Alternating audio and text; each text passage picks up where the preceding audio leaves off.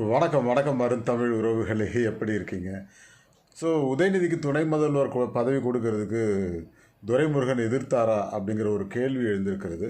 சமீபத்தில் ஸ்டாலின் அவர்கள்ட்ட இந்த கேள்வியை கேட்கும்போது அவர் சொன்ன வார்த்தை, இன்னும் பழுக்கவில்லைங்க, இன்னும் ஒரு பழுத்த அனுபவத்தை அவர் பெறவில்லை, அந்த அனுபவம் வந்த பிறகு கண்டிப்பாக அவரை பதவிகள் தேடி வரும் அப்படின்னு சொல்லியிருக்காரு.